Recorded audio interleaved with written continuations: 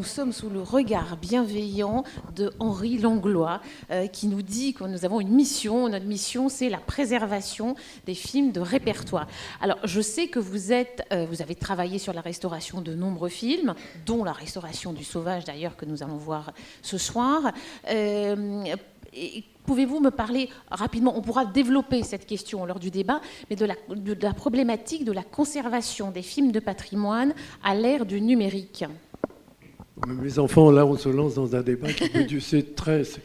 On pourra en reparler. On en reparlera si vous voulez, mais c'est vraiment un problème capital et c'est un problème qui devient très coûteux parce que, si vous voulez, on restaurait avant uniquement sur des supports argentiques.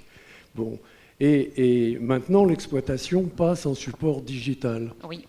Bon, alors, les films qui sont tournés en digital, projetés en digital, sont écrits sur du sable, comme on dit maintenant. C'est-à-dire qu'ils n'ont aucune condition de survie. Et donc, on est obligé d'en faire une copie argentique pour pouvoir les conserver. Tout le problème du patrimoine est en pleine évolution pour l'instant, parce que c'est ça le problème. C'est-à-dire que nos vieilles pellicules se conservent, on peut les restaurer, on peut en tirer de nouveaux négatifs, on peut vraiment les réutiliser, alors que tout ce qui est en digital est en sursis. Voilà, moi je sais pas, c'est trop complexe comme question. Bon. Mais alors, quand même un mot, effectivement, depuis que j'ai arrêté de courir avec une caméra, où je me suis investi dans la restauration des films. Voilà. Et je me régale, parce que ça me permet d'être un peu au niveau des nouvelles technologies. Voilà. Alors on est très content de vous recevoir ce soir. Donc ce soir, on va projeter 2 films. Un premier qui est un court-métrage d'Alain Cavalier, son premier court-métrage, qui est également le premier court-métrage de Pierre Lhomme. Donc, je vais laisser Pierre présenter le court-métrage. Ensuite, on verra le court-métrage et on se retrouve juste après pour introduire Le Sauvage. Pierre, oui. Pour un Américain, du coup. Donc, tu me passes la parole, là. Voilà. Ok. Bon, alors, attendez. Ce qui est intéressant, mais qui est touchant pour moi, pas forcément pour vous, c'est que, effectivement, un des premiers cinéastes que j'ai rencontrés dans mon parcours, c'est Alain Cavalier, parce qu'on était collègues depuis que lui était à l'IDEC et moi à l'école de la rue de Vaugirard, qui est devenue Louis Lumière, qu'on s'est retrouvés au service cinéma des armées, où on a fait beaucoup d'exercices qu'on ne pouvait pas faire à l'école, parce qu'à l'époque, on n'avait pas de pellicule et pas de caméra. On s'est retrouvés au SCA avec de la pellicule et des caméras, et pour des gens qui espèrent faire du cinéma un jour, c'est vraiment le rêve. Bon, ça, c'est l'introduction pour ma relation avec Alain Cavalier. Et donc, quand il a fait son premier court-métrage, il a fait appel à moi d'une façon tout à fait naturelle, parce qu'on avait une relation continue, si vous voulez. Alors, parlons de ce court-métrage. Quand on est apprenti dans ce métier, quand on est au b.a.-ba d'un métier assez passionnant, mais assez compliqué, on est... je suis en train de perdre le fil, là, je m'embarque sur un truc trop compliqué. Non, je veux dire, on est, si vous voulez, on est avide de faire du cinéma. Et le premier fort souvenir que j'ai d'avoir fait du cinéma, c'est ce court-métrage.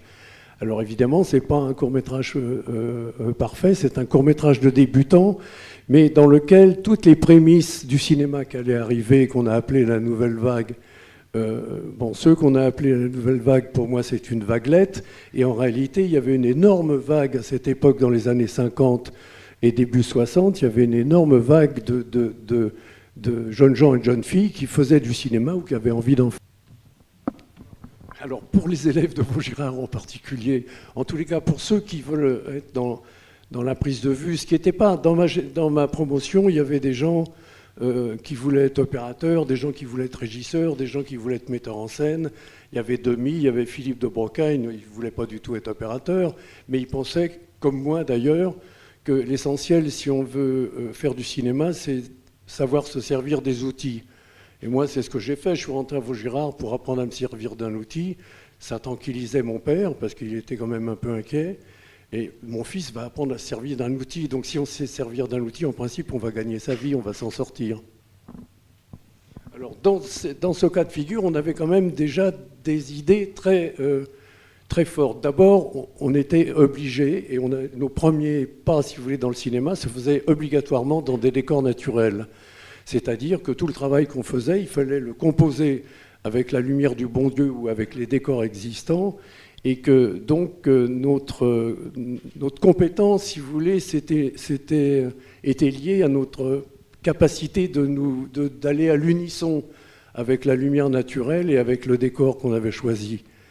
Donc, et le deuxième point, c'est que tous ces petits films et grands films de l'époque ne sont pas des films qu'on a pu faire avec du son, parce que faire du film sonore était très très cher. Il fallait des caméras qui étaient très lourdes, très coûteuses, donc il fallait beaucoup de monde pour s'en occuper. Et quant au son, c'était encore un problème gigantesque. Donc tous les films de cette époque, du début des années 50, faits par des débutants, s'entend, étaient des films faits en son témoin. C'est une chose qu'on a tendance à oublier, mais qui est très très importante, parce qu'il fallait trouver les solutions. Et vous verrez que par moments, Alain Cavalier trouve des situations, des substitutions à l'absence de son synchrone qui sont assez amusantes. Alors, en tant qu'opérateur, il y avait une chose dont on avait discuté avec Alain et dont on était persuadé, c'est qu'il ne fallait pas d'ombre. Alors que dans le cinéma de l'époque, il y avait des ombres partout, et nous, on considérait que les ombres étaient des parasites, sauf une ombre naturelle, mais toutes les autres étaient pour nous, c'était des parasites. Donc on a commencé à se débrouiller pour faire de la lumière diffuse ou de la lumière indirecte, en se servant de draps, de serviettes, de papier canson, et on peignait les plafonds en blanc pour avoir de la lumière réfléchie. Mais c'était, je veux dire, la lumière réfléchie, la lumière indirecte, elle avait été abandonnée avec le sonore à la fin des années 20, et elle est revenue avec nous finalement. Et tout le matériel on n'avait pas de matériel pour faire de la lumière indirecte ou de faire de la lumière réfléchie, que des projecteurs dont on détournait le but en fait. Donc on bricolait beaucoup, voilà, on bricolait beaucoup. Et quand on voit le matériel à l'heure actuelle, le matériel dont peuvent disposer des opérateurs, c'est le rêve, c'est la caverne d'Ali Baba par rapport à ce qu'on a connu. Quand j'ai fait allusion tout à l'heure à la vaguelette, c'est-à-dire que les 4 ou 5 metteurs en scène passionnants dont les médias ne parlent sans cesse, je veux dire, c'est un peu, pour nous qui étions dans ce bain, c'est un peu fatigant parce que j'ai noté en vitesse, on ne parle pas d'Agnès Varda, d'Alain Resnais, de Louis Malle, de Philippe de Broca, de Chris Marker, de Jacques Demy, de Pierre Casse, d'Alexandre Astuc, de Jean Rouch, et j'en oublie. On ne parle que Truffaut, Rivette, Godard, Chabrol. Je veux dire, bon, moi je leur enlève rien du tout, au contraire, c'était des amis. Mais ce qui m'a toujours insupporté, c'est qu'on oublie tous les autres. Voilà, alors encore un petit mot.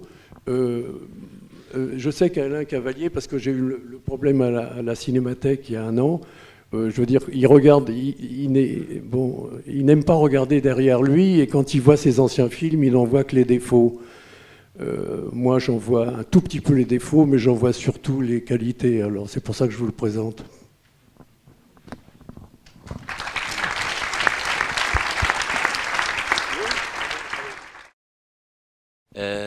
Par rapport au fait d'avoir été dans le pays, la lumière des... Non, regardez, tout ce qui est tourné en extérieur est tourné aux Bahamas pour le bord de mer et au Venezuela. Je ne sais pas, c'est par intuition. Vous savez, tout n'est pas calculé dans le travail d'un opérateur.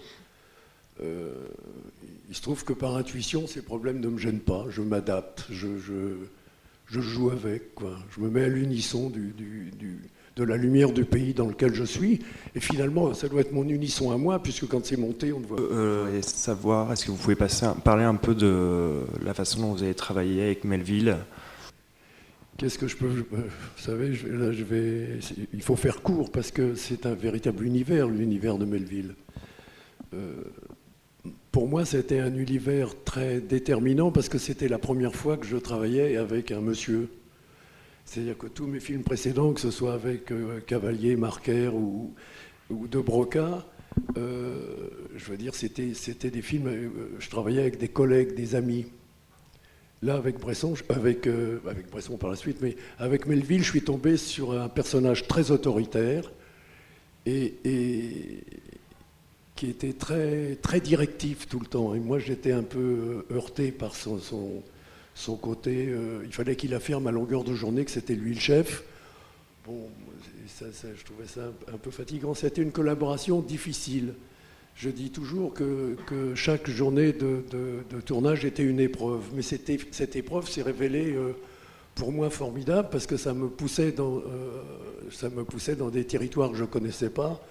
Et quand j'ai fini l'Armée des Ombres, je me suis dit que j'étais chef opérateur. Voilà. Et je dirais, il m'avait mis dans toutes les situations. Les cas de figure. Quand je suis sorti de ce film, je me suis dit,